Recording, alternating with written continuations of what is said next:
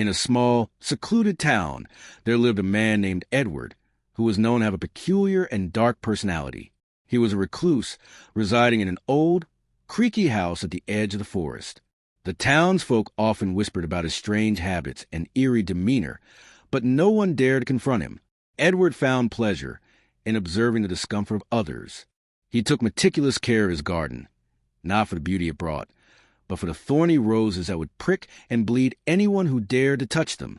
He would watch with a sinister smile as curious children approached, only to quickly retract their hands in pain.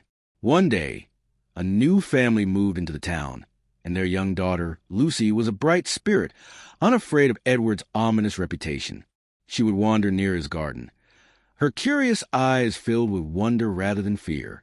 Edward, intrigued by her innocence, decided to test her resolve. He crafted an elaborate maze in his garden, filled with traps and thorns, sure that it would deter her. To his surprise, Lucy navigated the maze with caution and determination, her small frame weaving through the dangers with a grace he hadn't anticipated. She reached the center, where a single, stunning red rose stood untouched. Instead of picking it, Lucy simply admired its beauty and left it as it was.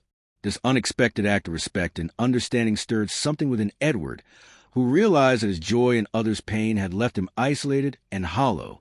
Lucy's gentle nature opened a door to his heart that had long been closed. Though he remained reserved, the townsfolk noticed a subtle change in him. Edward's garden slowly transformed into a place of beauty rather than danger.